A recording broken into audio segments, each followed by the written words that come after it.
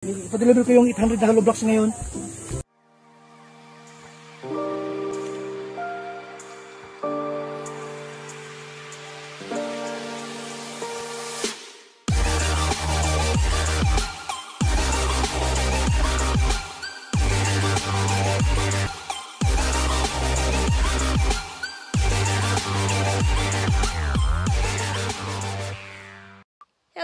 Kaibigan, it's me again, Team Kalingap Bunso, ang binansagan ni Kuya Bal na kanyang Team Kalingap Bunso. So sa bidyong ito mga kaibigan ay patutunayan ko sa inyo at ating mapapatunayan kayo sa sarili nyo at sa buong mundo kung gaano ba talaga kabuti ang puso ni Kuya Bal Santos Matubang. Bakit ba natin siya talaga hinahangaan at sinusubaybayan, sinusuportahan, idinidepend at ipinaglalaban. So, siguro po hindi lingid sa inyong kaalaman si Michelle Japina kahit mabash ay pinaglaban ang ating idol Kuya Bal Santos Matubang. So, sa bidyong ito makikita nyo talaga sa mga hindi pa nakakaintindi at mga nakukuha pa mambash kay Kuya Bal ay para sa inyo ang bidyong ito. Sa kabila ng inyong pambabash, sa kabila ng inyong pandadown sa taong tumutulong talaga sa mga nangangailangan. Hindi po namin kayo maintindihan kung bakit nyo po ginagawa yan at kung nagpapasaya ba sa inyo ang mga bagay na yan kahit na nga alam nyo nakakasakit na kayo ng inyong kapwa. Pero ang bidyong ito, pag mapapanood nyo, ay magpapatunay kung gaano ba talaga kaganda at kabuti ang puso ni Kuya Bal Santos Matubang at ang kanyang mga totoong hangarin kung bakit ba siya nagsasalita minsan sa kanyang live, sa kanyang mga pagtulong, ano ba talaga ang kanyang puso't isipan. Panoorin nyo po ito para kayo ay matuto at sa huli, ating pag-uusapan kung ano ang talagang matututunan ng lahat sa aral na ito, sa bidyong ito. Ang video pong ito para sa akin ay isang napakalaking aral, lalong-lalo na sa isang taong marunong magpakumbaba, marunong rumispeto, at marunong makipagtulungan ng totoo sa tamang paraan. At ang bidyong ito ay patungkol kay Kuya Bal at kay Rampage na nagkasundo na at isang mapakalaking blessing kay Rampage na siya ay suportahan ni Kuya Bal Santos Matubang. Panoodin po natin. Ito si Rampage, so? Ito, ako po. Si Rampage. Maraming salamat po at nabigyan ng pagkakataon na makaharap si Kuya Bal. Oops! Rampage, hindi ba ang sarap sa pakiramdam? Congratulations sa iyo, Rampage. Congratulations sa iyo, bro. Sana ipagpatuloy mo ang iyong mga mabuting hangarin. At ako din, sumasaludo din ako sa ginawa mong pagtanaw ng utang na loob at respeto sa ating iniidolo. Asahan mo mula ngayon ang buhay mo ay aangat. Dahil pinatunayan mo sa amin at sa buong mundo na kahit may pagkakamali ang isang tao ay kayang ituwid at gumawa ng mabuti. Biruin natin mga kaibigan, biruin mo isang talagang karespe-respeto, sikat at hinahangaan ng buong mundo. Si Kuya Bal Santos Matubang ang makakaharap mo, kaakbay mo, at magpo-promote pa sa channel mo. So, san ka pa, di ba?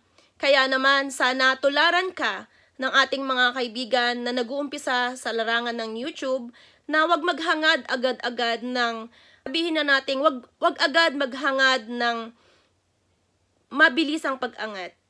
Pwede po tayong umangat. Sabi ko nga po dati, ang tagumpay ay pinaghihirapan at hindi yan nakukuha agad. Para yan isang buto na iyong itanim na hindi mo agad aanihin. Kaya enjoy lamang po natin ang ating mga ginagawa. Bigyan lamang po natin yan ng dedikasyon at pagmamahal. Sa video po na ating mapapanood at buhay ni Rampage para sa akin ay isang napakalaking aral sa lahat na wag tayong manapak ng ating kapwa, wag tayong manamantala, hindi ulit ito ay nananahimik. Matuto po tayong magpaalam. Sabi nga ni ating Bro Kapeso sa kanyang example, sige Bro Kapeso ay isa din po nating ka-defender kay Kuya Bal Santos Matubang. Sa'yo nga pala Bro Kapeso, shout out sa'yo at saludo ako din sa lahat ng sinabi mo. Parang isang mangga, may-ari ng mangga na pipitas ka ng walang paalam. So ano pa ang iyong aasahan kung hindi galit ng taong bayan? So ito po mga kaibigan, ituloy natin ang video at sa huli ako ay muli ay magsasalita. Kilala si Lola, hindi dahil sa iyo. Kaya utang na loob din naman po namin yan. Ang totoo po, hindi lang si Lola yung natulungan mo. Natulungan mo din kami. Natulungan mo din kami, kaya nire-respeto naman po namin ka. Kanina nga lang po talaga nagkabulo. Saan? Sa live niyo. Talaga pintakte rin ako ng ano. Live nga dito. So, dito kayo nagsimula. Dito na kayo. Ito po yung ano. Yung layout. Ito pa likod. Ating likod. Doon po sila maharap. Maliit lang yung ginagawa nyo. May extend.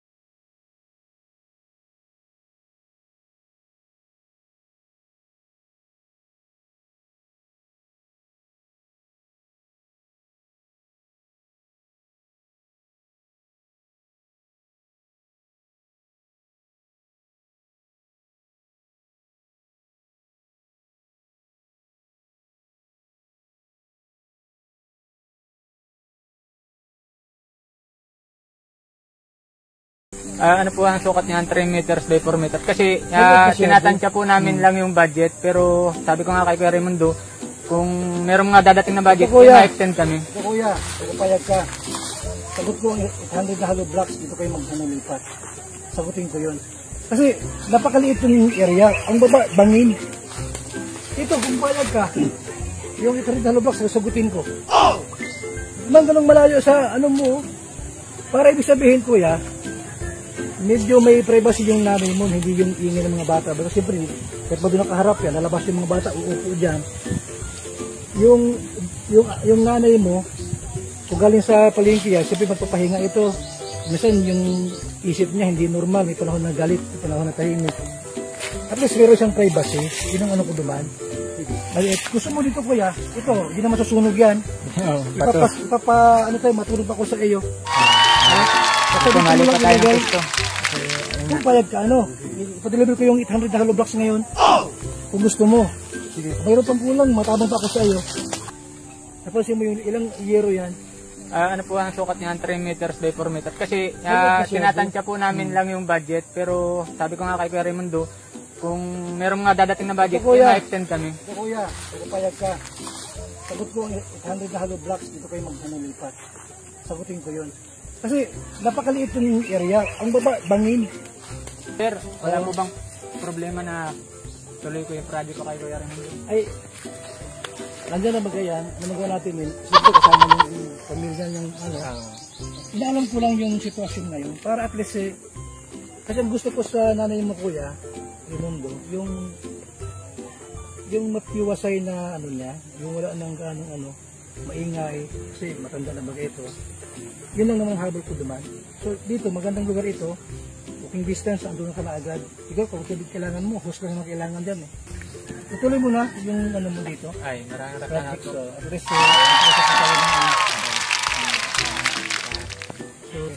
Meron po tayong hindi pagkakaunawaan talaga. Oo, sige. Yun lang. Yung mga hindi natin na pagkakaunawaan. Okay. Ako pa yung humihingi muli sa'yo ng pasensya kasi ayun, nangahas ako dito. Nangahas ako. Saka mga ano ko ding ng buhangin, ano rin akong buhangin dagdag ano. Ay, yung pundo po namin ngayon, maliit pa, kaya tansya-tansya namin. Kasi masimulan yung bahay mo. Sino magawa nito? May gumagawa na? Ay, ako nga lang po, saka may isang libor lang.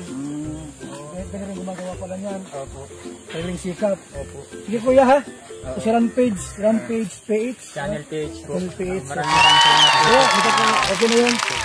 So ayan, di ba mga kaibigan, nasaksihan natin at napanood kung gaano kabuti ang puso ni Kuya Bal na hanggang sa huli, iniisip niya ang kabutihan at kalagayan ni Lola Damiana.